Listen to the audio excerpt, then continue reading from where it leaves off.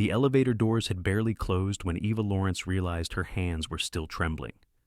Outside, the Denver night pressed softly against the glass tower behind her, but the silence in the lobby felt heavier than the air. She stood there beneath the muted glow of a single overhead light, clutching the envelope that had changed everything. 9 years of invisible work reduced to one line written in a man's careful handwriting. Around her, the world kept moving, a distant siren, a bus sighing to a stop, a couple laughing as they crossed the street. Ordinary sounds, yet she felt strangely unmoored, as if the ground beneath her had shifted and she was the only one who noticed. What hurt wasn't the words she'd been given tonight. It was the memory of how he'd looked at her, and how quickly he'd looked away. A man like Michael Grant wasn't supposed to hesitate, wasn't supposed to freeze when she walked in, wearing a dress she hadn't touched in years. But he had. And now she didn't know whether she'd been seen or used. If you've ever stood in a quiet place, holding something that shook you more than you wanted to admit, this story may feel familiar. Let's begin. Eva Lawrence noticed the envelope before she noticed the silence. It sat in the center of her desk, the only bright thing left in the dim office. Her name was written in the neat, controlled handwriting she had memorized over 9 years, letters pressed just firmly enough to reveal the temperament of the man who wrote them. For a moment, she simply stood there, the strap of her worn handbag slipping from her shoulder, her mind slow to catch up with the fact that someone had been here during the last few minutes she'd stepped away. The floor was nearly dark. Only her desk lamp still glowed, casting a warm circle on the papers she had been sorting through. Outside the tall windows, Denver's evening lights flickered like a tired constellation. She had meant to leave by 7. Maybe earlier, but the day had pulled her in every direction. Missoula, her father's caregiver, had called twice about confusion episodes.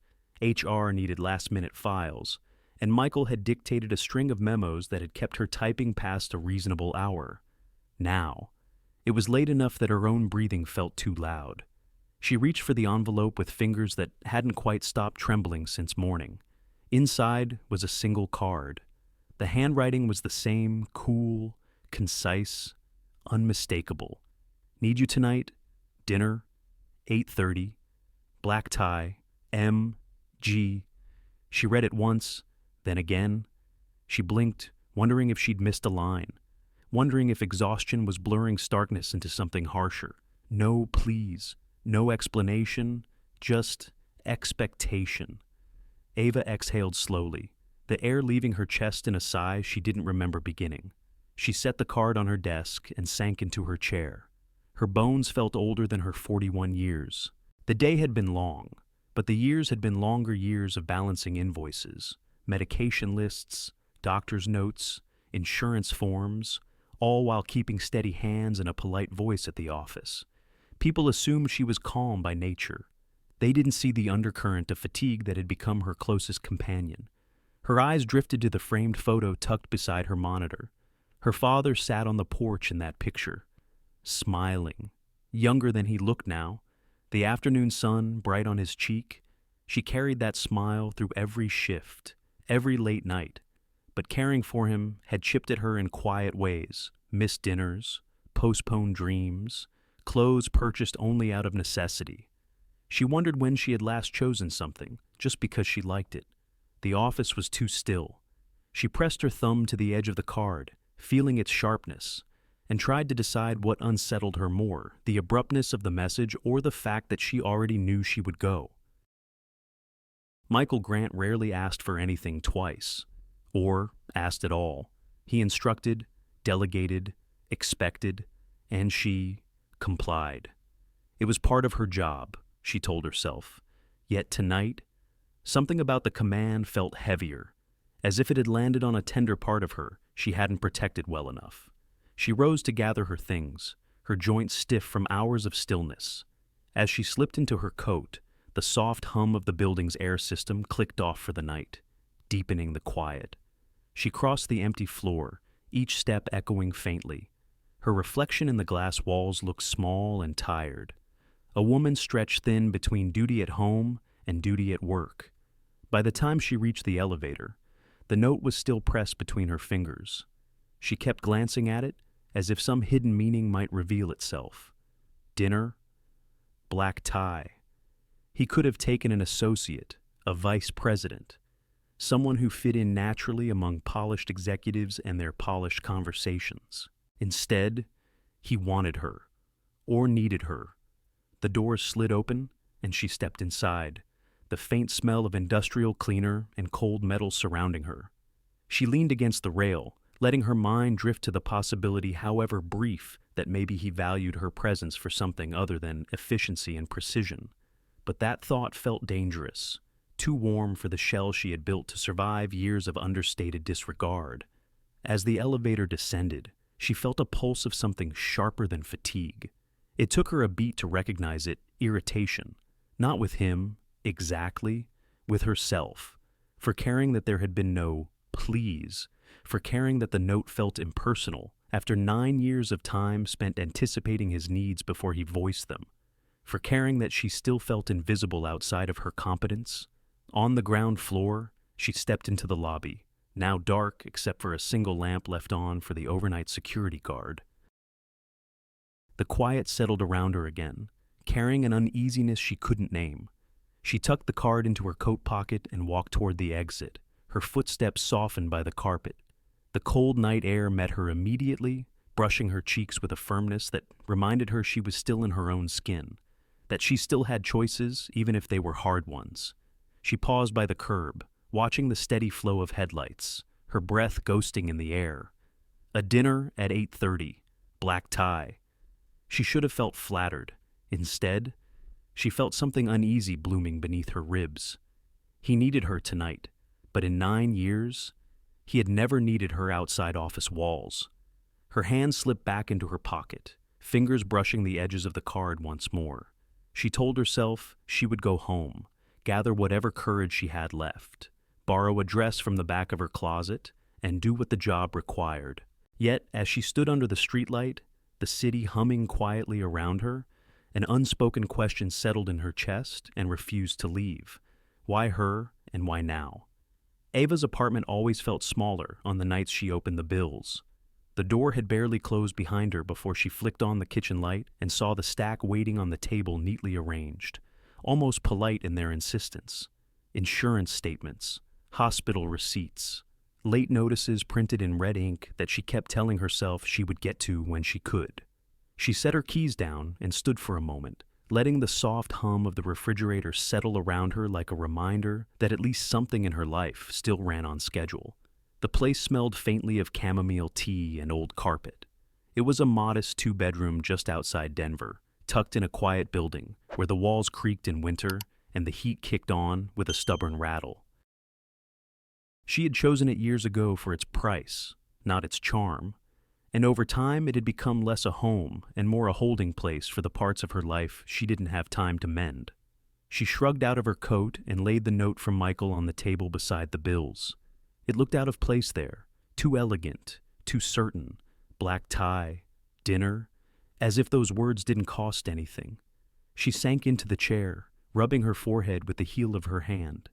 In the dim kitchen light, the reflection in the window looked older than she remembered shadows under her eyes, a tiredness that had little to do with age and everything to do with the quiet, constant strain of keeping a life running. Her father's caregiver log lay beside the receipts, filled with notes about medication times, confusion episodes, mood swings. She flipped through it, her chest tightening as she traced the familiar handwriting of the woman who helped her during the days she couldn't be there. She closed the log, breathing out slowly. Some nights she wondered how long she'd been living like this, moving from crisis to crisis, smoothing edges, making herself small enough to slip through the cracks without asking for help. It had been so long that she couldn't remember when she'd last bought something just because she liked it, or when she'd last seen herself as someone worth noticing. A knock at the door pulled her from her thoughts. She hesitated, then opened it to find Marcia standing in the hallway with a casserole dish wrapped in foil. Her silver hair was pulled into a loose bun, and she wore the same floral sweater she always claimed made her look less tired. "Evening, honey," Marcia said, nudging her way in. "You look beat."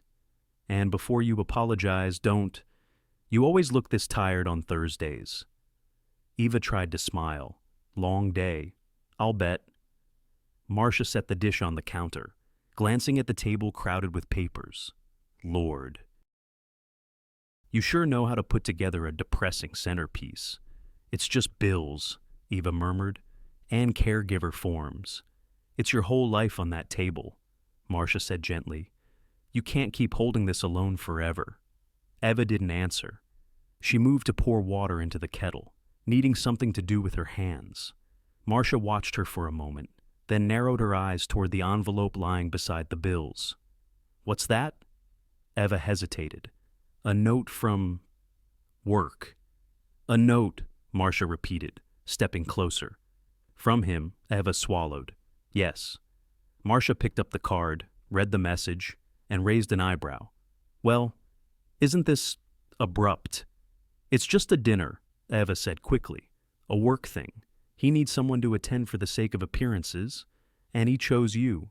He ordered me, Eva corrected, her voice barely above a whisper. Marcia leaned against the counter, folding her arms.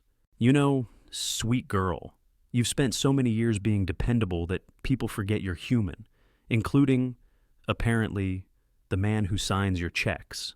She tapped the card. Black tie. What are you supposed to wear?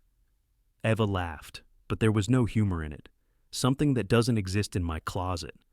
Marcia studied her in silence, the kind of silence that knew too much. You're going, she said finally. Eva looked up, startled.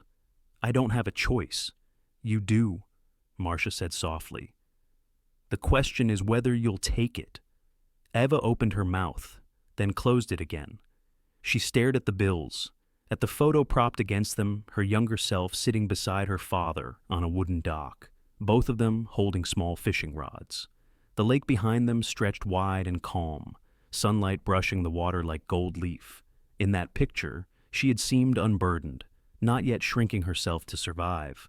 I've spent years making myself smaller, Eva said quietly.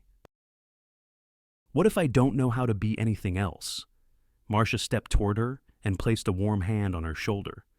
Then tonight is as good a night as any to start learning. Eva tried to protest, but Marcia was already moving toward the hallway closet, digging through the shelves with purposeful noise. Hangers clacked, fabric rustled, and then Marcia emerged with a long garment bag draped over her arm. I haven't worn this in ages, she said, unzipping it carefully. But it'll fit you better than it fits me these days. Inside was a dress, or rather, a memory of one. Olive silk, soft and understated, with a quiet sheen that caught the kitchen light. It wasn't flashy, it wasn't loud. It was elegant in a way Eva had almost forgotten existed. Eva's breath caught. Marcia. I can't. Oh, you can, Marcia said. And you will. Try it on. Eva ran her fingers along the fabric. It felt unreal, too beautiful to belong in her hands. She imagined herself in it just for a moment, and something inside her shifted uneasily, like a door she hadn't unlocked in years. Don't look at me like that, Marcia said. It's just a dress. It won't bite. But Eva wasn't afraid of the dress. She was afraid of what it revealed, the possibility that she could be someone more than the tired woman who kept everyone else's life from falling apart. She folded the fabric over her arm, feeling the weight of the choice settling against her skin. Would she really dare to wear something that showed a version of herself she had buried long ago? She didn't know. But the night was waiting. She almost said no until her father called her mom by mistake. The word had slipped out earlier that evening, fragile and wandering, landing in the small living room like a reminder of everything she was holding together. She had knelt beside his recliner, adjusting his blanket, and he'd looked at her with a soft confusion she recognized too well. Mom, he murmured, reaching out as if trying to find a memory he'd misplaced. Her heart tightened, but she smiled anyway, stroking his hand until he calmed. That moment stayed with her, long after she retreated to her bedroom with the olive dress draped over her arm. She hung it on the closet door and stepped back. The fabric caught the lamplight, glowing faintly like something alive, something patient.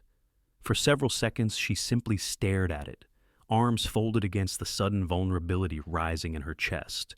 She wasn't used to seeing herself in anything delicate.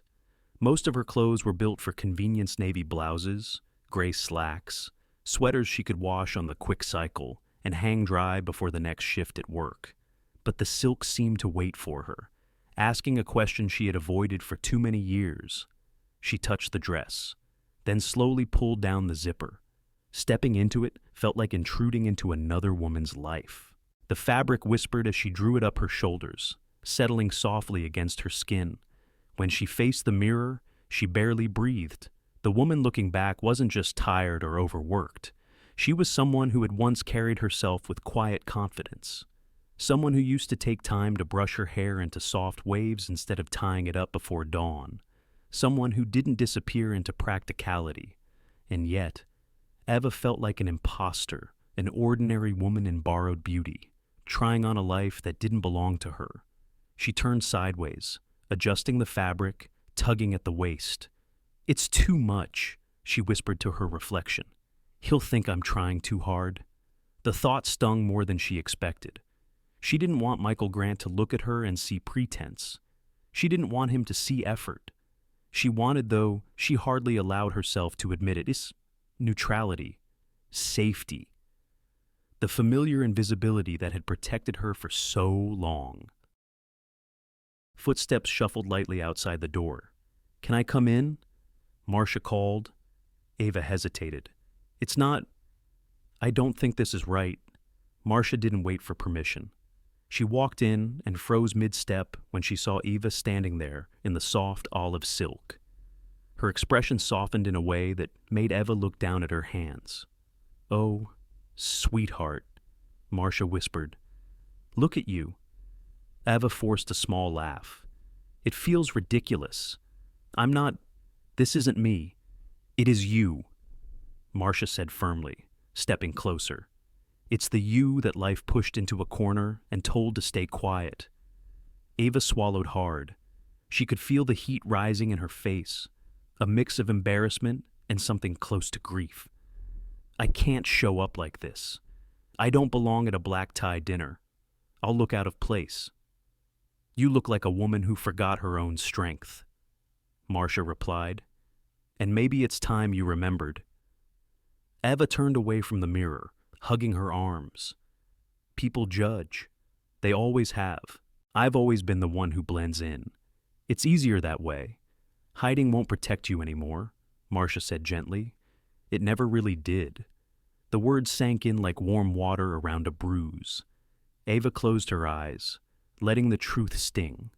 She remembered the years after her father's diagnosis quitting graduate school, taking the first stable job she could find, shrinking her world to what she could manage, watching herself fade into someone dependable but unseen. She had learned how to disappear for her father's sake, for the sake of survival, but somewhere along the way, she had forgotten that disappearing was supposed to be temporary. She opened her eyes slowly. Michael doesn't expect this. He probably doesn't even care what I look like. Marcia raised her eyebrows. "Then he won't mind if you show up looking like you finally remembered you're a woman and not a piece of office equipment." Eva let out a breath that was half a laugh, half a tremor. She turned back to the mirror, studying the reflection with a caution that bordered on sadness. Beneath the silk, she could still see the shadows of exhaustion, the weight of responsibility etched in small lines near her eyes. But she also saw something else, a faint trace of the woman she had buried under years of caregiving, a softness she had neglected. Her phone buzzed on the nightstand. A reminder popped up, medication refill deadline tomorrow at 3 p.m. And there it was, the truth that steadied her more than the silk ever could. She wasn't going for admiration. She wasn't going to impress anyone. She was going because she needed the bonus Michael had promised.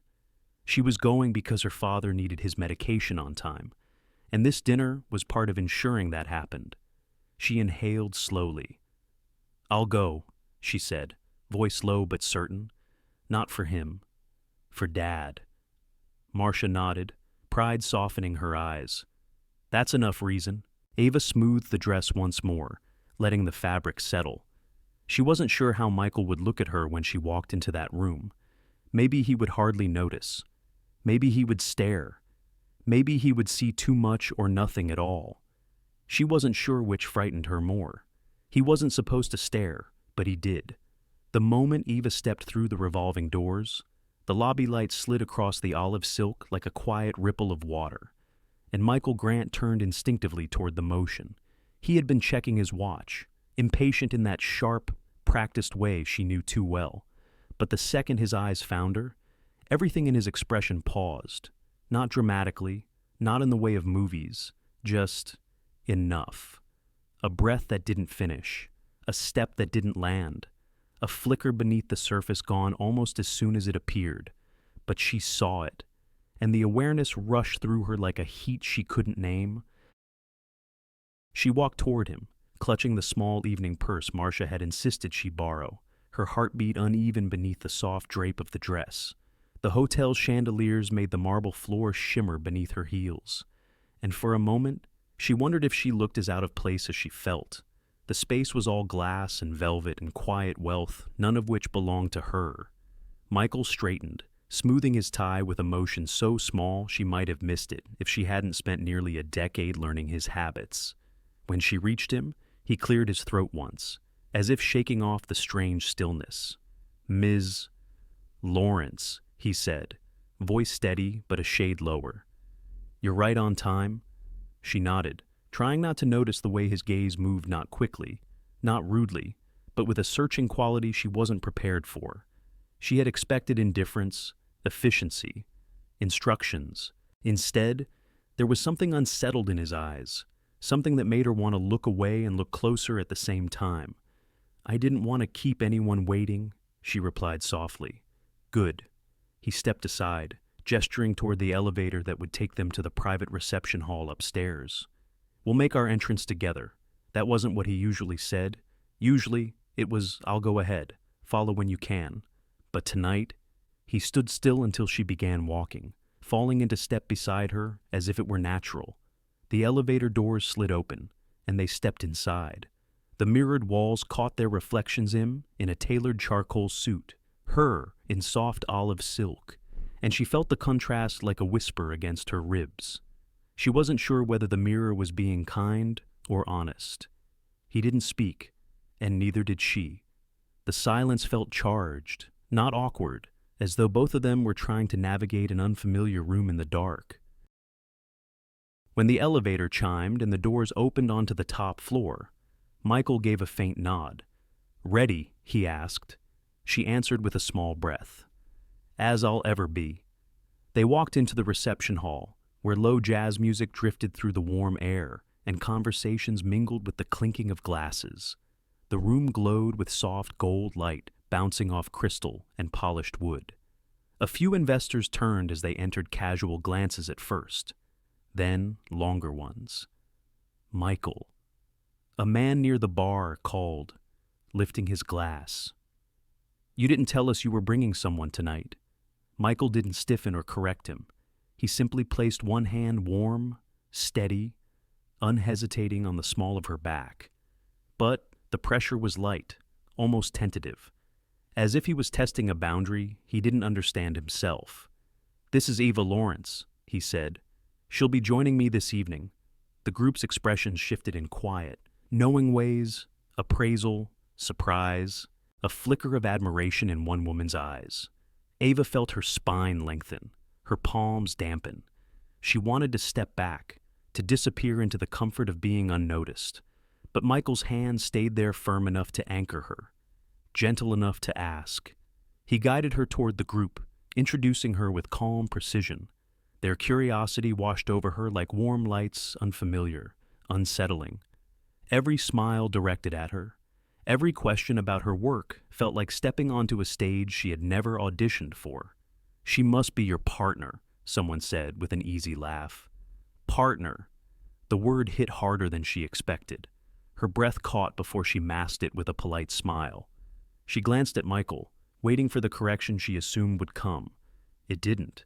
He simply nodded once, not exactly agreeing, but not refuting it either. His hand brushed her back again, less intentionally this time, as if the gesture had become instinct rather than strategy. She wondered for a fleeting second whether she should step away to remind him, to remind herself, that she was here for work, for survival, not for illusions. But her feet stayed where they were. His presence steadied her in a way she didn't trust. Not fully. Conversation flowed around them. Michael answered questions about upcoming contracts while she listened, replying when someone addressed her directly. She felt the rhythm of the evening pulling her in, weaving her into a world she wasn't sure she wanted to belong to. Her dress felt too soft, her pulse too loud, and through it all, she felt Michael's awareness of her like a subtle shift in air pressure, nothing visible, nothing declared, but unmistakable. Near the end of the introductions, the group drifted toward the banquet tables, leaving her with a moment of quiet beside him. "You're doing fine," he said softly. She looked at him, startled by the gentleness under the words. "This isn't my world." "No," he admitted, "but you're handling it better than most who live in it." She didn't know how to respond. She didn't know what the warmth in his voice meant. She didn't know if she wanted to know. He nodded toward the double doors leading into the main hall. "Shall we?" And then his hand returned to the small of her back, hesitant, nearly imperceptible, but undeniably deliberate. A gesture that felt too intimate for colleagues, yet too uncertain for anything else. Her breath faltered. Was he using her tonight? The way he always used her competence to keep his world running? Or had she, somehow, broken through the armor he guarded so carefully? She stepped forward, but the question followed her like a shadow as they crossed the threshold. What did he really want from her tonight? People looked at her differently tonight, and that frightened her more than being ignored. Ava felt the shift the moment she and Michael stepped into the dining hall. Heads turned, conversations softened, and the atmosphere around their table bent subtly toward her, as though someone had opened a window and let in unfamiliar air. She kept her posture steady, shoulders relaxed, but the awareness prickled along her skin. The olive dress felt suddenly too delicate, too honest about a part of herself she wasn't sure she wanted these people to see. Michael pulled out her chair before taking his own. It was a small gesture, barely more than a teaspoon of kindness in a room full of polished gestures. But it startled her. He wasn't usually attentive in public. He wasn't inattentive either, just professional, precise, predictable. Tonight, he seemed attuned. The first few minutes passed with introductions and small talk, most of which she had learned to navigate over years of preparing Michael's briefing folders. She answered questions calmly, offering observations about schedules, logistics, and past projects.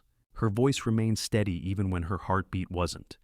Her hands stayed still even when her nerves stirred. A waiter poured wine into crystal glasses, and the candlelight caught the ripples of red liquid, turning them into small, shimmering eyes watching every move she made. Michael watched her too, but not in the appraising way the others did. His gaze held something closer to curiosity than calculation. It made her feel unsteady, as though she were walking across a stone path with one edge missing. Halfway through the meal, an investor named Howard leaned back in his chair, eyeing Eva with a smile that felt a shade too comfortable. "So, Michael," he said, swirling his wine, "you've been hiding this one from us." Ava stiffened. The table shifted its attention toward the comment. She waited for Michael to clarify. "She's my assistant," or "she's here for professional reasons," or anything that would tuck her back into the safe, invisible corner she knew. Instead, Michael's tone cooled just enough to be noticeable. "Eva isn't something to hide. Howard." Howard blinked, surprised but amused. No offense meant. Michael gave a polite, measured nod. "She's an essential part of my team." It wasn't romantic, it wasn't flattering, it wasn't even especially kind. But it was the first time he'd ever defended her in public, and the subtle shift sent warmth flickering unexpectedly through her chest. She looked down at her hands beneath the table, clasping them before they betrayed anything. The dinner continued with discussions about quarterly projections and a possible expansion into Austin. Eva contributed when questions turned to scheduling, to travel timelines, to documents she had prepared. She knew her work inside out. It was the one place she felt solid. The investors noticed. They asked for her input directly, something that had almost never happened before. Michael noticed too. When she spoke, he listened, not politely, not distantly, but fully, as if he were discovering a voice he should have heard years ago. It unsettled her. It warmed her. It made her want to retreat and stay in the room at the same time. During a pause in the conversation, someone across the table lifted their glass. "To the couple hosting tonight," the woman said lightly, smiling at Ava. "A beautiful evening and a beautiful pair." The room softened with laughter. Ava felt the color rise in her cheeks, sharp and hot, and she gripped her napkin under the table. She waited for the correction she had expected earlier. But Michael didn't move. He didn't laugh it off. He didn't deny it. He simply touched his glass gently to his lips, acknowledging the toast without a single word. Her pulse stumbled. The candle flames flickered in the crystal glasses, their reflections trembling like the unease in her chest. She tried to swallow, but her throat felt tight. She wasn't sure what unsettled her more, the assumption, or his silence. The next moment blurred into a quiet ache. She listened to the conversation return to business, but her focus kept drifting to the heat at the back of her neck, the faint awareness of the man sitting beside her. Why didn't he correct them? Why didn't he draw the line, the one he always held so firmly? She risked a glance at him. His expression was neutral, too controlled. Only the faintest tension at his jaw betrayed anything out of place. But she didn't know what it meant. She wasn't allowed to know. She tore her gaze away, sipping water to steady herself. The dress suddenly felt too revealing, the room too watchful. Every compliment, every stray glance seemed to press against her ribs. She had wanted to appear capable tonight, not breathtaking, not conspicuous, just competent enough to justify the bonus she needed. But the room wasn't seeing competence. It was seeing a story it had written for them both. And Michael wasn't rewriting it. What frightened her most wasn't their assumption. It was the possibility that he was letting it happen on purpose. Dessert arrived, small chocolate tarts dusted with powdered sugar. The table softened with the sweetness of the moment, but Eva barely tasted the bite she took.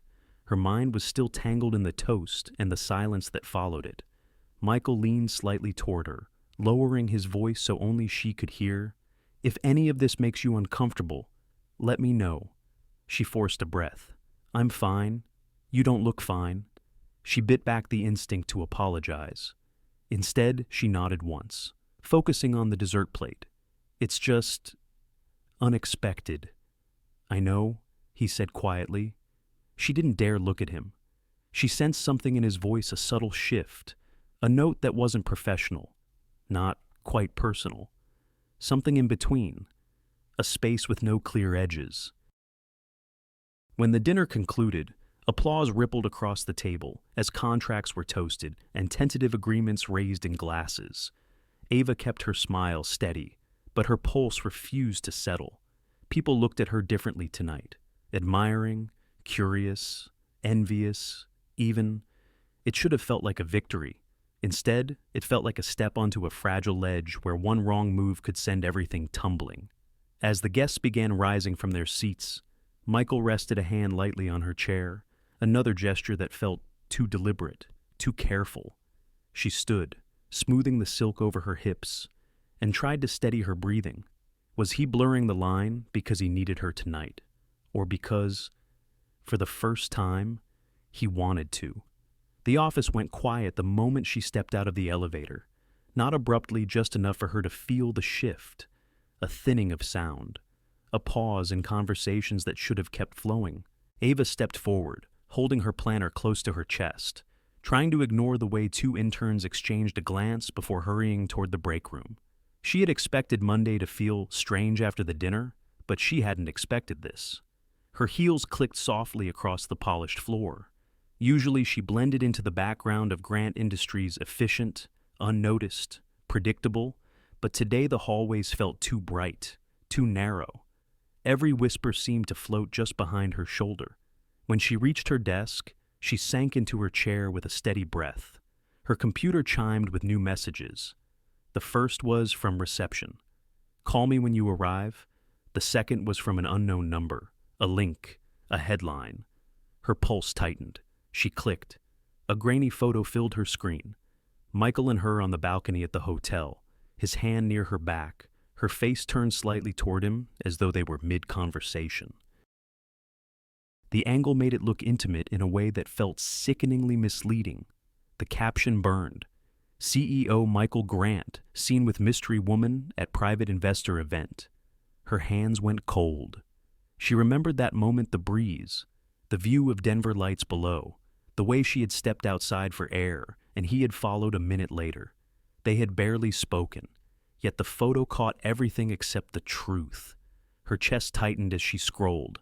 Comments pooled beneath the article, speculation, jokes, assumptions she didn't dare read twice.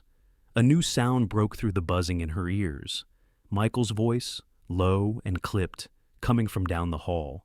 She recognized that tone, too well-controlled irritation, the one he used in meetings when someone crossed a line. Two board members flanked him, one of them talking too loudly. "This is unacceptable." "Michael," the older man said, "you know how fragile investor confidence is right now." "It's a tabloid," Michael answered. "It will disappear in a day." "Not if you give them stories to print," the other board member snapped. Ava froze at her desk. She didn't want to hear more, but the words carried. "You've always been careful," the older man continued, lowering his voice. "Why throw that away now?" Michael exhaled sharply, the sound short and tired. It was a professional dinner. "Then act like it," the man said. "We can't afford reckless decisions, not now." The group moved farther down the hallway, their voices fading. Eva stared at her hands, struggling to breathe evenly. Shame crept up her spine, even though she had done nothing wrong. It wasn't fair. None of it was, but fairness didn't shield her from consequences. A notification flashed on her phone, a text from Marcia. "Saw the photo? Are you okay?" Ava didn't reply. She didn't know what to say. She turned off the screen and set the phone face down, but the image still burned behind her eyes, hurt, caught in a half-second of stillness that someone else had twisted into a story she never meant to be in. By midday, the whispers grew bolder. Someone near the printers murmured, "I heard she's more than his assistant." Another woman laughed quietly. "Well, that explains a lot, doesn't it?" Eva walked past them with her gaze lowered, pretending she didn't hear. When she stepped into the break room for water, two junior analysts stopped talking mid-sentence. They smiled stiffly, overly polite, the kind of politeness that carried judgment beneath it. Her hands shook so slightly she doubted anyone noticed. Around 2 o'clock, she was summoned to the 12th floor conference room. Her stomach tightened. The long glass table gleamed under the recessed lighting, and several board members were already seated. Michael stood near the window, staring at the skyline as if he could will it to calm him. Director Allen, gray-haired, sharp-eyed, didn't wait for her to sit. "So, this is the woman in the photo." The words hit her like a slap wrapped in velvet. Michael turned, jaw set. "That's enough!" "Allen, I'm stating the obvious," Allen replied, not looking at Eva. "You chose to mix personal entanglements with business. Now we're cleaning up the mess." Eva's breath stuttered, a thin, trembling sound she hoped no one heard. She kept her eyes on the table's reflection, her hands folded neatly, pretending she wasn't shaking inside. "She is my executive assistant," Michael said, the emphasis sharp, "and she is not to be disrespected." Allen's laugh was soft, dismissive. "Michael, you've never brought an assistant to a black-tie investor dinner. Not once. Why start now?" Silence tightened the air. Michael didn't answer. He couldn't not, without revealing the tension between them. Not without exposing her to more scrutiny. Not without making everything worse. His silence, intended to protect her, landed like a confirmation Allen felt entitled to exploit. Allen leaned back, folding his arms. "You've made her a liability." The room went very still. Eva felt her throat tighten, heat pricking the corners of her eyes. She blinked hard, refusing to let anything fall. Liability. The word wrapped itself around her ribs like wire. She had spent 9 years working late, arriving early, fixing emergencies, smoothing schedules, anticipating every issue before it escalated. A liability. Michael's voice cut through the quiet. You don't speak to her that way. But his anger didn't steady her. If anything, it made everything tremble more because anger meant conflict, and conflict meant consequences. All she wanted right now was to keep her job, keep her routine, keep her father safe. If she lost this job, she lost everything. Alan's gaze slid back to Michael. Then fix this, before the board decides it needs to fix it for you. He stood, gathering his papers. The other directors followed, leaving the room in a ripple of strained silence. They didn't look at her. They didn't have to. When the door clicked shut behind them, Ava finally lifted her eyes toward Michael. He stood perfectly still, his expression unreadable, but the tension in his shoulders was unmistakable. She whispered, I didn't mean for any of this, I know, he said quietly. It wasn't reassurance. It wasn't blame. It was something caught between apology and warning, something that made the air between them feel fragile. Michael? Her voice thinned. She didn't know what question she was asking. She just knew fear was beginning to take shape. Fear of being the easy sacrifice in a world where power was currency, and she had none. He looked at her, and for the first time all day, he didn't hide the conflict tightening his eyes. What would he protect first, her, or the empire he had built? The letter was waiting on her desk, and it already knew her answer. Eva saw it the moment she turned the corner, a single envelope placed precisely in the center of her workspace. No clutter around it, no papers, no files, just the envelope, angled perfectly, like someone had wanted it to be unmistakable. Her name was printed across the front in stark, formal black, not handwritten. Her breath thinned as she approached.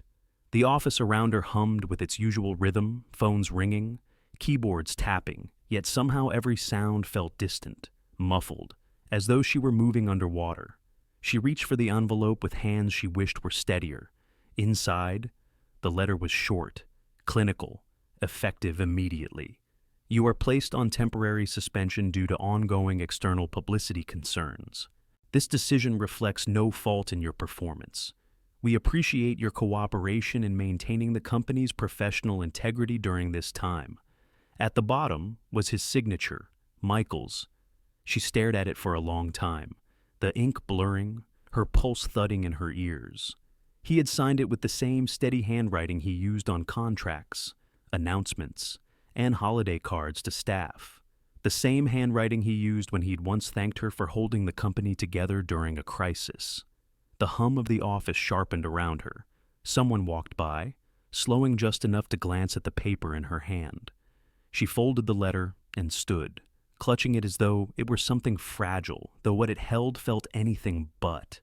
Michael's office door was half closed, a signal, a warning. She pushed it open quietly. He stood at the window, hands in his pockets, the Denver skyline stretching behind him in the cold January sunlight. At the sound of the door, he turned. Their eyes met. Something in her chest cracked. "You signed it," she said, her voice calm in a way that frightened even her. There was no need to specify what it was. He exhaled. "Eva?" "Why?" she asked. The single word came out steady, but inside she felt everything shaking. He moved slightly, as though trying to find the right angle to speak from. The board demanded action. They want the situation contained until the attention dies down. And the easiest thing to contain was me, she said. His jaw tightened. "That's not you signed it," she repeated, softer now, but edged with something sharp. "Not HR, not legal. You." He took a step closer. "It's temporary. You think that makes it better? I'm trying to protect you," he said. And for a moment, she almost believed he meant it. But then the rest of the sentence followed, unspoken but loud. "By removing you," a bitter quiet settled between them. She looked down at the letter again, at his name beneath the words, "public distraction." Her throat tightened. "You could have defended me." "I did," he said quickly. "Not enough," she whispered. He flinched, almost imperceptibly. But she saw it. The truth had landed where it needed to. The hurt inside her swelled until it pressed against her ribs. "Do you know what this job means to me?" she asked. "What my father's care costs. What my stability costs." She held up the letter, her hand trembling. This puts everything at risk. I know." His voice was low, rough, and it kills me that there wasn't another option. "There's always another option," she said. "You just chose the one that kept your reputation clean." The words hung between them, heavy and painful. He stepped forward, closer now, his voice urgent. "Eva, please. This isn't permanent. I'll make it right." She shook her head. "You can't make right what you broke."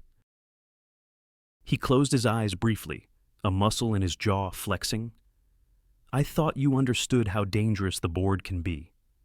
I thought you trusted my judgment."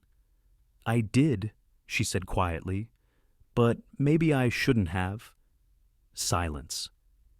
He opened his eyes again, and for the first time she saw uncertainty there, the kind that comes when a man used to control realizes he no longer has any. "Eva," he murmured, taking another step. "Listen. No." Her voice cut gently, but firmly. "I won't let you make this sound merciful.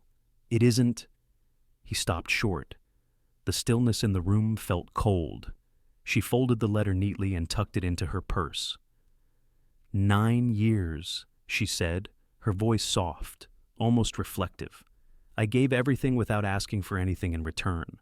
Not recognition, not attention, not even kindness." His eyes flickered, and for a brief moment she wondered if he heard the accusation beneath the words. She continued, "I did it because it was the right thing.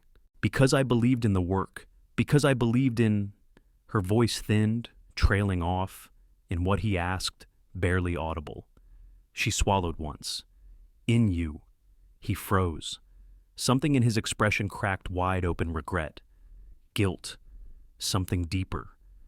But she had no energy left to decipher it. "I need to leave now," she said. "Eva, please don't try to stop me." She turned before he could say anything more. The hallway outside felt too bright again, too loud. She kept walking, head high, though every step felt heavier than the last. When she reached the elevator, she pressed the down button with a shaking hand.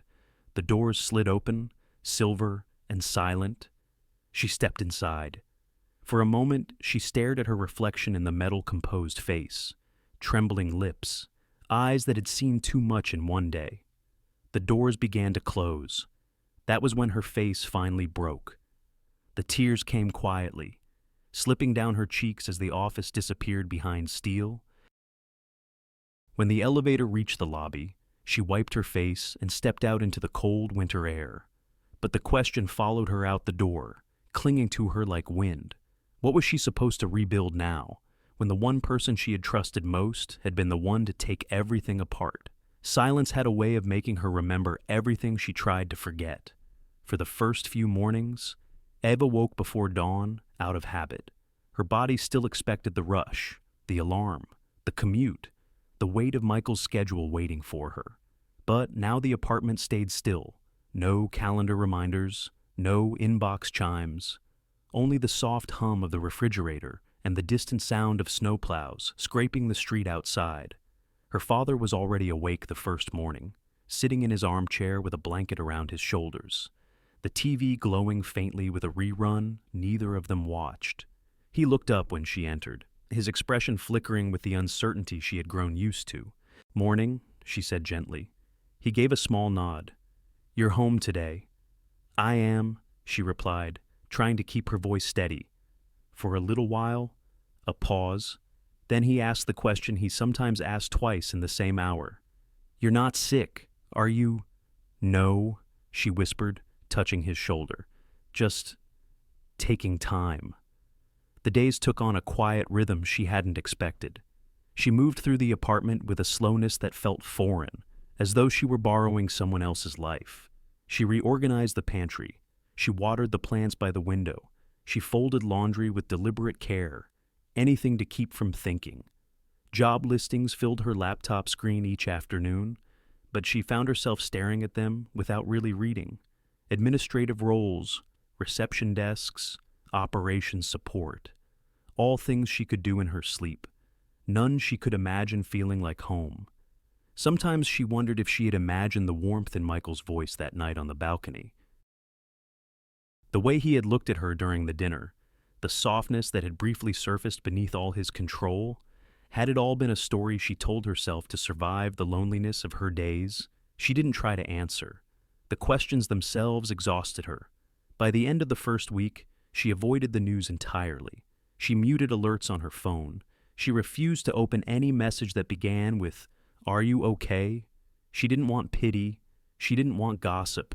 She wanted the world to forget the woman in the tabloid photo, the woman who had been framed as a scandal, a distraction, an inconvenience. Each evening, when she helped her father into bed, he would look up at her with clear eyes for a brief moment, the kind from before the disease took pieces of him. "You work too much," he murmured one night, surprising her. She sat on the edge of the mattress. "Not anymore." "That man," he said, frowning faintly, "the one you talk about, he's not treating you right." Her breath caught. "What man?" He searched her face, confused again. "Your husband," he said softly. "Michael." She closed her eyes. "He isn't—" "Don't let people walk over you," he said, voice trembling. "You're worth more." She swallowed hard. "I'll try," she whispered. His hand reached for hers with a memory of strength. She held it until his breathing steadied. Later, after settling on the couch, she pulled out an old cardboard box from the TV stand, a box she hadn't opened in years. Inside lay home videos, some labeled in her father's once bold handwriting, fishing trips, birthdays, Christmas mornings. She slipped one into the old player. On screen, a younger version of her father stood at the edge of a lake, laughter echoing off the water as he held up a trout almost too big for his hands. Ava, maybe 12, danced beside him, her face bright, sunlit, untouched by responsibility. Her father's hand settled over hers now, older, thinner, trembling, but warm, so warm. She leaned her head against the back of the couch and felt something loosen in her chest. Not a release, just a shift. Maybe healing began like this, not in leaps, but in small, almost invisible adjustments. During the second week, the apartment grew quieter still. Snowstorms blanketed the neighborhood. The world outside slowed to a hush. Ava brewed tea each night, letting the steam curl into the dimness of the living room. One evening, her phone lit up on the table beside her. The screen showed a name she had stared at for so many hours without ever touching Michael. But he hadn't called. The screen only showed an unsent number, a ghost of a call he hadn't made. He must have typed her name into his phone while thinking of her, then set it down before pressing the button. She locked the screen quickly, breath unsteady. She didn't know if she wanted him to call or if she feared what it would do to her if he did. By midweek, isolation began to feel like a second skin. She walked slower, ate less, slept light. The stillness in the apartment pressed against her like a question she couldn't answer. Then, late one afternoon, while she waited for a pot of soup to simmer, a news alert flashed across her laptop screen. She almost closed it out of instinct, but something in the headline caught her eye before the window disappeared. Michael Grant appears visibly strained as Grant Industries faces mounting pressure. Her pulse jumped. Against her better judgment, she clicked. The article was brief, full of measured corporate language, but the photo spoke louder than the words. Michael stood outside the downtown office tower, shoulders slumped ever so slightly, lines carved deeper into his face, eyes tired in a way she had never seen. He looked like a man unraveling. She shut the laptop, but the image stayed with her, something fragile slipping beneath his usually impenetrable exterior.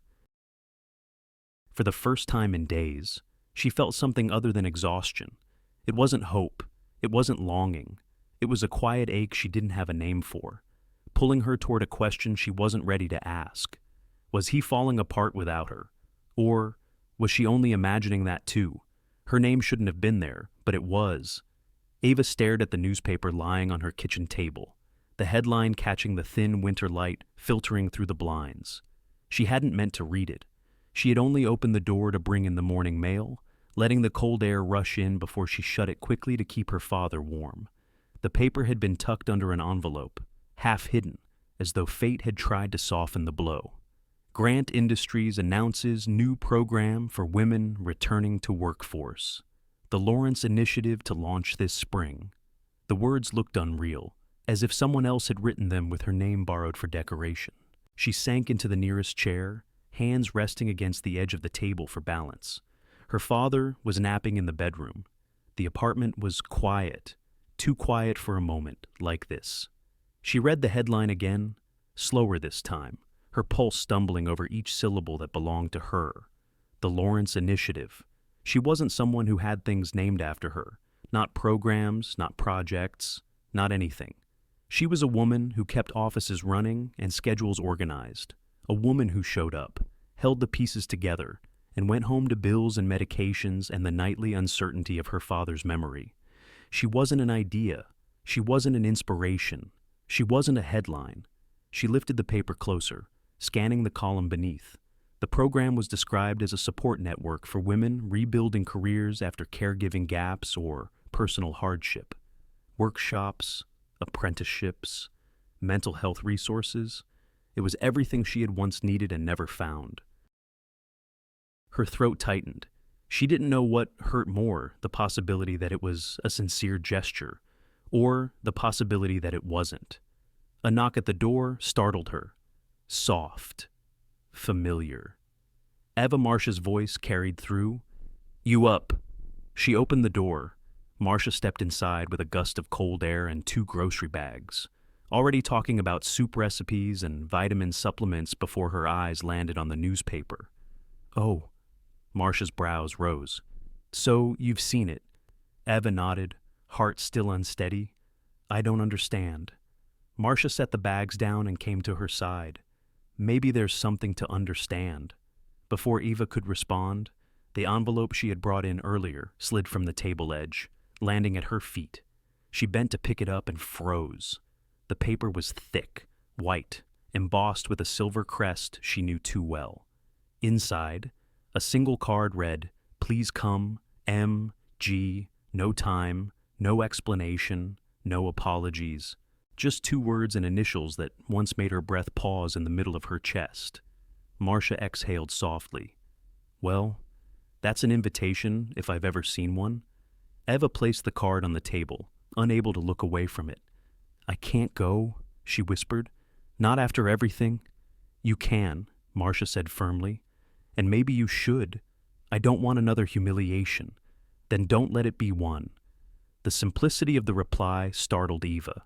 She looked at her friend older, steadier, a woman who had weathered her own storms and saw no judgment, only conviction.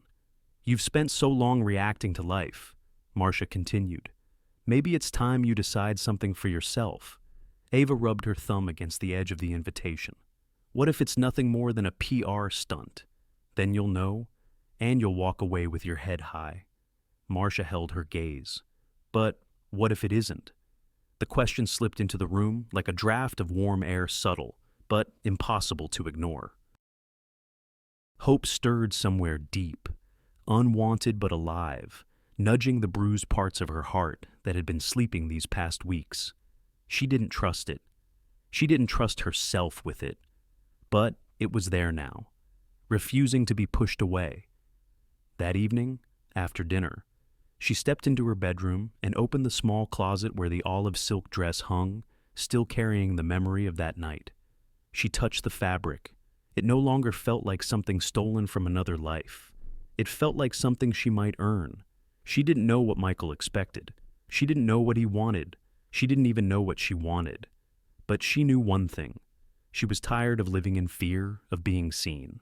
She stood straighter in front of the mirror, shoulders back, breathing steadying as though preparing for a storm.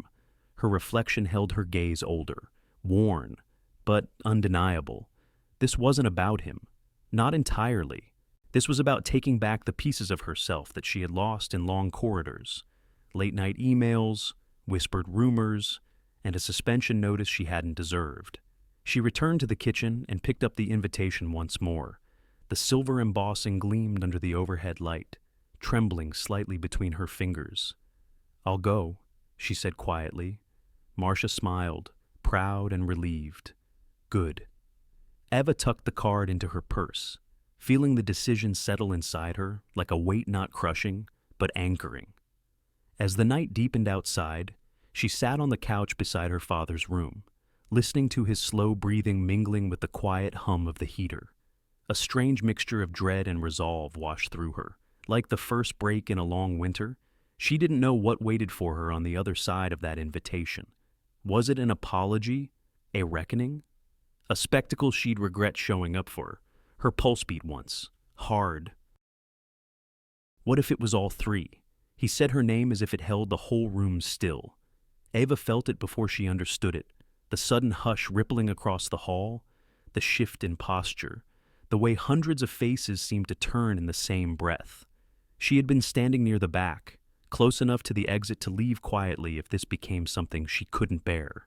But the moment Michael spoke, the air pressed around her, warm and heavy.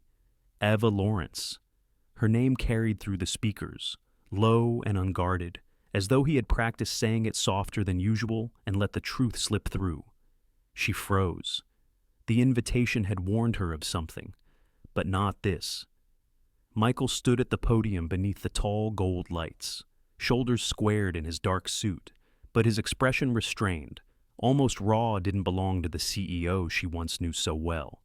He rested his hands on the lectern as if grounding himself. "For 9 years," he said slowly, "there has been someone in this company whose work most people never saw, someone who held together more than schedules, someone who carried burdens no one asked about, and yet she showed up every day with grace."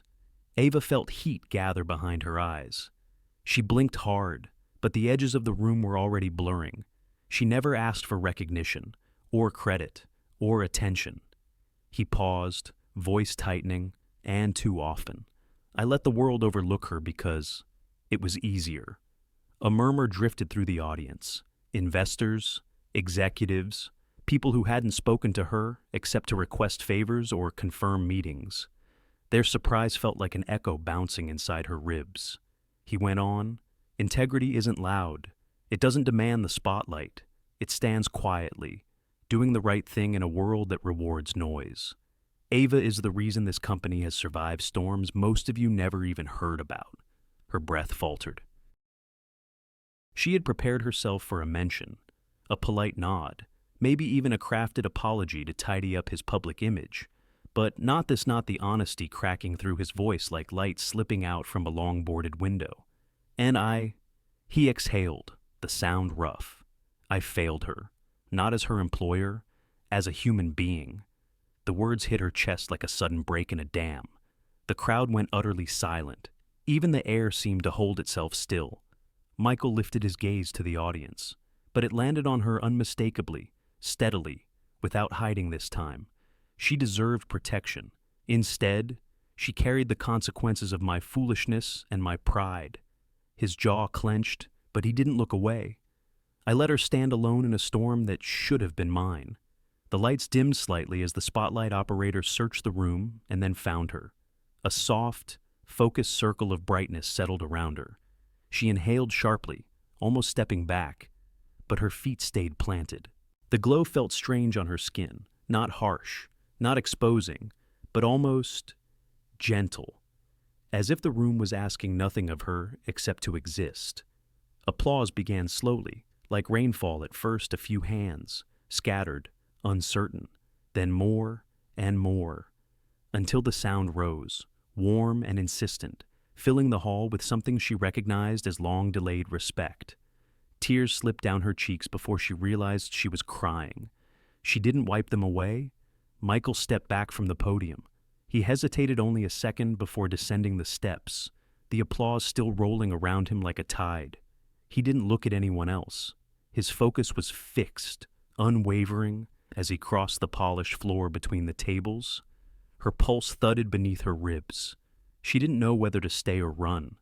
Part of her wanted to shrink, to protect the bruised parts of her heart from whatever came next. Another part, quieter and deeper, held her in place, a part she hadn't listened to in years. He stopped in front of her, close enough for her to see the fatigue etched around his eyes, the sincerity softening his expression in a way she had never seen in the office. "Eva," he said, barely above a whisper, the applause fading behind them like distant surf. For a heartbeat, she couldn't move, couldn't speak. The world around them blurred into a soft hum, clinking glasses, shifting chairs, murmured awe, but none of it reached her fully. Only him, only this moment she had never imagined living through. He let out a breath, as if he had been holding it for weeks. "There are things I need to say to you," he murmured, voice low, stripped of every shield he'd ever worn. But not here, not with microphones, not with an audience. Her fingers tightened around the small clutch in her hand. She steadied herself, trying to find her balance in the rush of emotions rising inside her disbelief. Fear, recognition, most of all, the sting of a question she wasn't sure she was ready to face. What was he going to say when the microphones were gone? His voice sounded smaller in the quiet hallway. Eva hadn't realized how loud the ballroom had been until they stepped beyond its doors. Out here, the hotel corridor felt muted, as if the carpet and dim sconces were absorbing every sound. The double doors closed behind them with a soft thud, leaving only the faint hum of distant traffic and the low beat of her own pulse in her ears. Michael stopped a few steps ahead of her. He didn't turn right away, and she watched the rise and fall of his shoulders as he drew in a slow breath. When he finally faced her, the overhead lights showed a man stripped of the confidence he'd worn for years, the confidence she had once admired and, later, resented. "Eva," he said quietly, "I owe you more than a speech." She held her clutch a little tighter. "I didn't come for a speech. I know." His gaze dropped for a moment, then lifted again with something almost raw. "I know why you came, and I know what I put you through." He moved a little closer, keeping enough distance to let her walk away if she chose.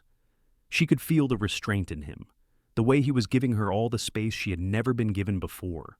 "I'm not here to defend myself," he said, "or to explain. I think I did enough damage pretending explanations mattered." Eva glanced toward the far end of the hallway, toward the windows overlooking the city. Denver's lights blinked against the glass, small and scattered like restless thoughts. She wished she felt as detached as the skyline looked, but her chest tightened instead, the past weeks folding over her like too many layers. "You signed the suspension," she murmured, "with my name on it, after everything?" His jaw clenched. "Yes, and I've regretted it every day since." The simplicity of the admission startled her more than any excuse would have. He didn't rush in to soften it, didn't speak over her, didn't fill the silence. He waited, something he had never done well. She lifted her chin slightly. "Why now?" "Michael, why all of this tonight?" He didn't flinch. "Because I realized something when you left. When I watched those elevator doors close, I saw the truth of what I'd done. I'd let other people define your worth to me, and I hid behind protocol instead of doing what was right." "Which was?" Her voice trembled before she steadied it. "To protect you," he said, "to stand beside you, to tell the board exactly who you are and why this company needs you more than it needs my pride." Her breath faltered. He stepped no closer, but his voice softened, lowering to something meant only for her. "I was wrong," he said, "about so many things." Eva exhaled slowly, the sound shaky. She felt every hurt gather at the base of her throat, the whispers at work, the suspension letter, the cold distance he had hidden behind. And beneath all of it, the deeper ache she never admitted, the way his approval had mattered, far more than it should have. "You hurt me," she whispered. He closed his eyes briefly. "I know." A long silence stretched between them, the kind that didn't press for resolution, but instead held space for the truth to settle. When he opened his eyes again, they were steadier, calmer. "I'm offering you your job back," he said. "Not the same one. Something better. Lead the Lawrence Initiative. Build it the way you believe it should be built. I'll give you full authority budget, staff, the works." She stared at him, trying to read whether this was guilt speaking or something truer. "And what would you expect from me?" she asked quietly. "Nothing," he said immediately, "except to let me support your work, to let me be the leader I should have been." Her heart tightened. "You changed the program name.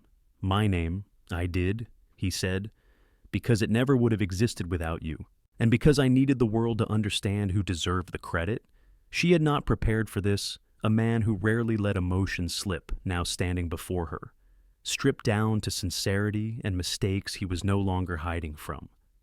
"I'm not asking for forgiveness," he added, voice lower. "I'm asking for a chance to make things right, and maybe, if you allow it, to be someone better in your world." A fragile ache rippled through her chest. She wasn't ready for promises. She wasn't ready for absolution. But she heard something she had longed for in ways she never admitted acknowledgement. Eva turned toward the window, needing a moment. Her reflection stared back tired eyes, softened features. A woman who had survived more than most people knew. Michael waited behind her, silent, not pushing. "I need the job," she said finally. "My father's care, I can't gamble with that." "I know," he said, "and you won't have to." She nodded slowly, still looking at the dim city below. "I'll come back." Relief swept across his face when she turned, but before he could take a step toward her, she added, "But not to you." His breath caught, a flicker of pain tightening his features. She held his gaze, gentle but firm. "I'll work on the initiative. I'll rebuild the pieces of my life." Her voice steadied. "But whatever you're hoping for, that will take time, if it ever happens at all." He bowed his head slightly, the acceptance quiet but unmistakable. "Then I'll wait." The hallway seemed to draw in a deeper stillness, as though acknowledging the fragile truce between them. Eva felt the faintest tug not toward him, but toward her own strength, reclaimed piece by piece. She stepped past him, moving toward the elevator. Her heels clicked softly against the carpeted floor. When she pressed the button, the elevator chimed, doors sliding open with a muted glow. She didn't look back, but as she stepped inside, the question trembled in her chest, unanswered and impossible to ignore. Would he really wait? She entered her new office and realized she didn't feel small anymore. The door clicked softly behind her, sealing in a quiet that didn't weigh on her the way silence used to. The room wasn't large, one of the mid-floor spaces overlooking the city, but it felt bright, open, and warm. The afternoon sun slanted through the tall windows, painting long amber streaks across the carpet. She set her bag on the corner of the desk, pausing as her fingers brushed the polished surface. It wasn't extravagance. It wasn't power. It was something simpler, quieter, space.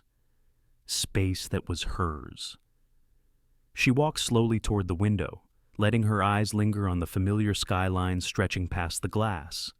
She'd looked at this view for nearly a decade from cubicles, conference rooms, hallways always from the edges, always passing through. But now, standing here, something in her chest loosened. She felt taller, as though the room itself was standing with her. She exhaled, long and steady. She didn't feel small at all. The first weeks passed in a blur of planning, hiring, and building. She found herself coordinating meetings with nonprofits, interviewing women who needed a bridge back into the workforce, and designing training programs that honored their struggles instead of glossing over them. Many of the women reminded her of small, fragile versions of herself, the parts she had spent years tucking away. She listened. She understood them too easily. But more than anything, she believed in them. And they felt it. One afternoon, after a workshop ended, a woman in her late 50s touched Eva's arm gently. "Thank you," she whispered, "for making me feel like I'm not invisible." The gratitude surprised Eva with its weight. It settled into her heart, with a warmth that felt deeper than recognition, more like purpose.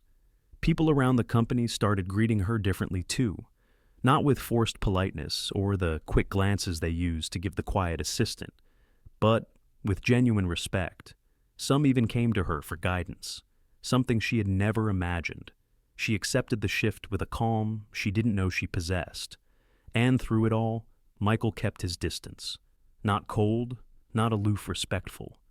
She would sometimes see him across the lobby or at the far end of a meeting room, leaving space around her like a promise. He no longer filled the air with his presence. He stepped aside to let her command her own. She noticed the change but didn't depend on it. That, perhaps, was the clearest sign of who she was becoming. Late one evening, after the building emptied and the city outside softened into a sea of lights, Eva wrapped up a report and leaned back in her chair.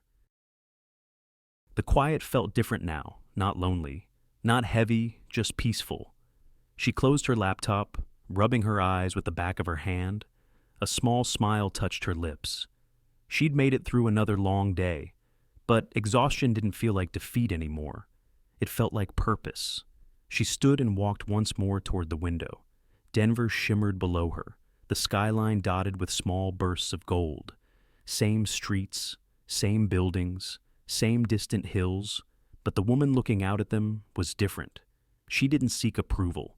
She didn't brace for judgment. She didn't shrink. She existed in her own skin without apology. She let her fingers rest lightly on the cool glass, taking in the stillness, the quiet hum of her new life. She didn't think about Michael, not the way she used to with longing twisted up in resentment. Now, when his name drifted across her thoughts, it felt like a soft echo instead of a wound. She wondered if he knew that. She wondered if it mattered to him. A faint reflection moved behind her. Eva turned. Michael stood at the doorway, one hand lightly touching the frame as though asking permission to step in. He wasn't in a suit for once. His tie was gone, his sleeves rolled, his posture tired in a very human way. It startled her, not because he looked vulnerable, but because he looked ordinary, real, like a man who'd been shedding old armor piece by piece. He cleared his throat quietly. "I didn't mean to interrupt." "You didn't," she said, though her heart picked up its pace. He stepped inside slowly, each movement measured. The hallway light cast a soft glow behind him, outlining his silhouette against the dim office. He looked around the room, then back at her. "It suits you," he said. "This space, this place in the company." She nodded. "It feels right." "I'm glad." His voice was soft, but there was something unsteady beneath it, something unsaid. For a moment, neither of them spoke. The quiet stretched, not tense, but expectant. He took one more step toward her. "Eva, I've been wanting to." He stopped himself, gaze lowering for a breath as though assembling the right words carefully. "I've been wanting to talk," he said finally. "If you'll let me." She studied him, not as his assistant, not as a woman still wounded, but as someone who had grown enough to see him clearly. The hesitation in his eyes, the humility in his posture, the change she hadn't been sure she would ever see. She felt the faintest flutter beneath her ribs, not fear, not longing, but something gentler, something new. What does he want from me? Now she wondered, her pulse thrumming softly. Before she could speak, before she could decide whether to close the distance or protect what she'd rebuilt, he drew a slow breath. "Eva," he murmured, "may I sit?" Her heart tightened with what? She wasn't sure. She gestured to the chair across from her desk, her voice steady, but her thoughts anything but. "Talk," she said quietly. "I'm listening." Yet the question lingered in the quiet space between them, humming like a wire pulled taut. What did he want from her now? They sat across from each other, no contracts on the table this time. The small restaurant tucked behind an old brick building in Lodo felt like a world apart from the polished halls they were used to. Low lamps glowed above each table, casting golden circles of light that softened everything they touched. The hum of quiet conversations mingled with the clink of cutlery. But the booth they shared was wrapped in a kind of hush that made Eva feel both exposed and strangely safe. She hadn't planned to say yes. She'd told herself she was too busy, too tired, too wary. Yet when Michael had appeared at her office door earlier that week and asked, not commanded, not assumed, simply asked if she would share a meal with him, something in her chest had shifted, not melted, shifted, now. As she traced the edge of her napkin, she tried to steady the uneven rhythm of her breath. Michael closed the menu and set it aside, fingers lingering on the leather cover for a moment before he met her gaze. "I wasn't sure you'd come," he said quietly.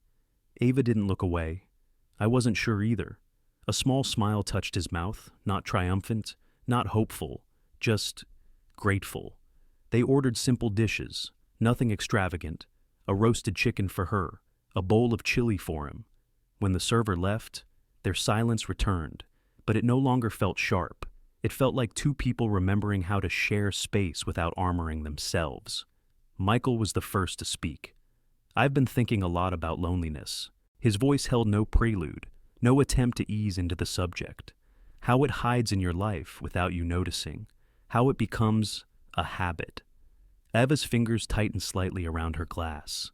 "It becomes a kind of shelter," she murmured. "Hard to leave, even when you want to." He nodded slowly. "I didn't realize how much I'd been living behind closed doors professionally, emotionally, until everything with you forced them open." She exhaled, feeling the truth of that sit between them.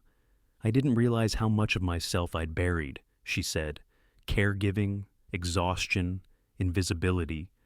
I let them swallow me whole for years." "Eva," he began gently. She stopped him with a small shake of her head. "I'm not saying that to blame anyone, just speaking the truth out loud for once." He leaned back slightly, studying her with an attentiveness that no longer made her shrink. He wasn't analyzing her. He was seeing her the version she was learning to recognize. "You seem different," he said softly. "Stronger, or maybe just freer." "That's because I'm not living in your shadow anymore," she said, not unkindly. He accepted the words with a quiet breath. "I deserve that." She didn't argue. Their plates arrived, bringing a momentary break in the tension. Steam rose gently from the food, carrying warm scents that made Eva realize she hadn't eaten a real meal in days. She took a small bite, letting the flavor sit on her tongue before speaking again.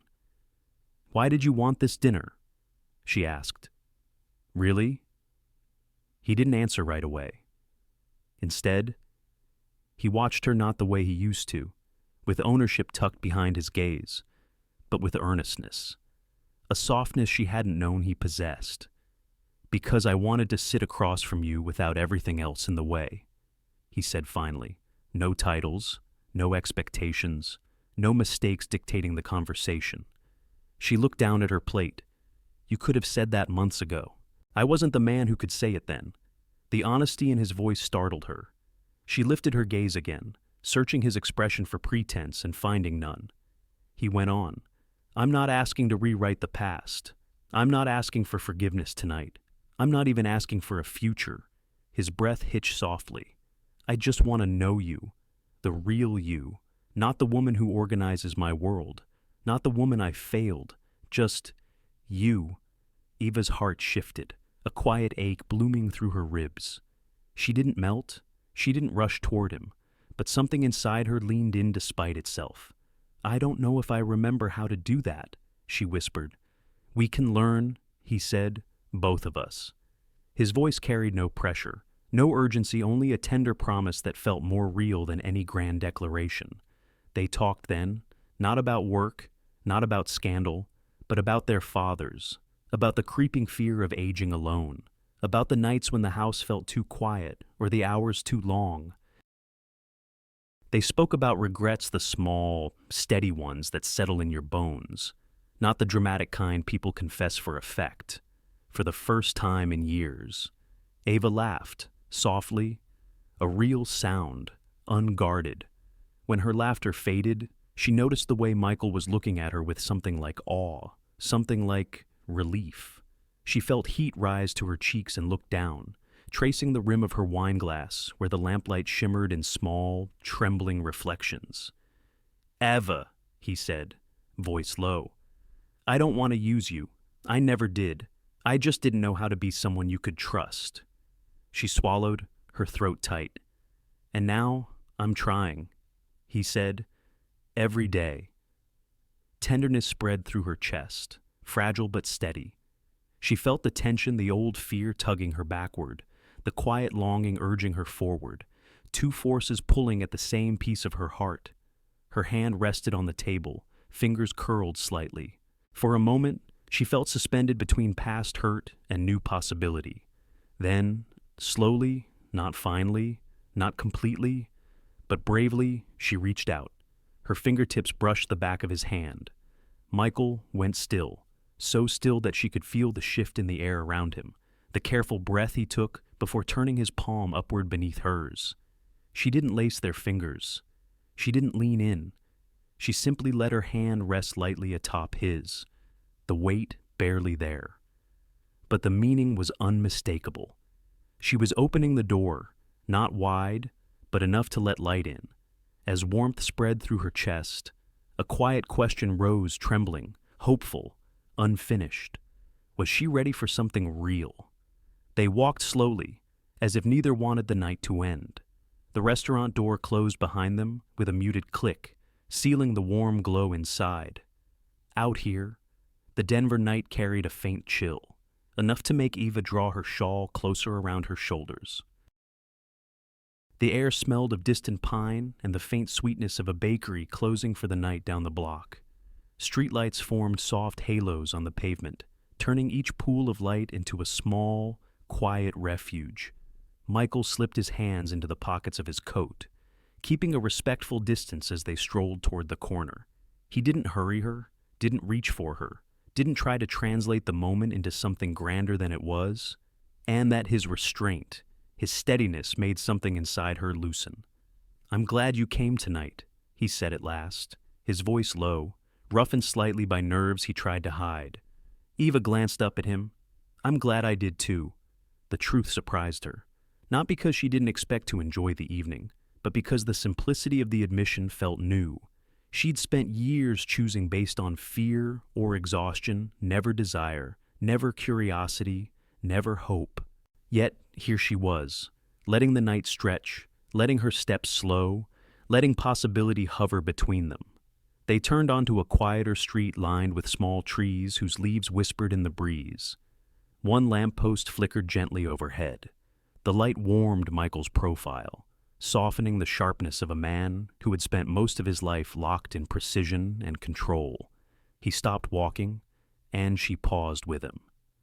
"Eva," he began, and the way he said her name carried the weight of someone approaching something breakable. "I know we've pieced together enough history to fill a book neither of us would want to reread." But she waited, not rescuing him from the vulnerability. "I'd like to try writing a chapter with you. A new one that doesn't start with obligations or misunderstandings. One that's ours." He didn't reach for her hand. He didn't lean closer. He simply offered the words with the steadiness of someone who finally understood how to ask, not take. Ava felt the breeze brush gently against her face, carrying away the heat of the restaurant, the memories of harsh hallways and sharp silences, the weight of the first suspension letter, the unfair whispers. She thought of her father's quiet hand resting over hers earlier that week. She thought of the initiative she'd helped build her name on it, her choices shaping it. She thought of the woman she had become, the one who no longer needed permission to take up space. For the first time, she wasn't choosing from fear. She wasn't choosing out of necessity or financial strain or loneliness. She was choosing from a place that felt startlingly new freedom. "I don't want to rush," she said softly. Michael shook his head. "Neither do I. I'm not who I was months ago." "I know," he replied, "and that's part of why I'm here." The quiet sincerity in his tone wrapped around her like the warmest part of the night. They began walking again, slower than before. Their shoulders brushed once, not an accident, not quite intentional. When she didn't pull away, Michael's breath deepened, as if a knot inside him loosened. They reached the next corner, where a soft pool of lamplight glowed over the sidewalk. It lit the concrete in a gentle circle, turning the place into a small, unexpected sanctuary. Eva stepped into it first, her olive-colored shawl catching the light in a muted shimmer. She stopped, turning slightly toward him. Michael halted a foot away, waiting for her to decide the distance. Tonight felt honest, she said. His eyes softened. It did. I needed that, she added, barely above a whisper. I needed it too. She studied him, not the CEO, not the man who had once signed a betrayal with a pen that felt colder than winter steel, not even the man who had given a speech that pulled her name into a spotlight she never expected. But the man standing before her now, tired in the eyes, hopeful in the posture, humbled in ways that made him more human than she'd ever seen. Eva inhaled, felt her heartbeat settle, felt her courage rise just enough. She stepped closer. For a moment, neither of them moved. The night held its breath. A car passed in the distance, the soft hum fading quickly. Then Michael reached up slowly, carefully, and rested the back of his fingers against her cheek, barely touching. His hand lingered there, waiting for her to pull away. She didn't. Her eyes fluttered closed for half a second, letting the warmth of his touch settle into her. When she opened them again, he was watching her with a tenderness that made her feel seen, not displayed, wanted, not claimed. She placed her hand over his, guiding his touch just a fraction closer. When he leaned in, he did it with a slowness that almost felt reverent. The kiss they shared was gentle, no urgency, no fireworks, just two grown lives meeting softly in the middle after too many years of silence and too many nights spent alone. It was warm, mature, steady.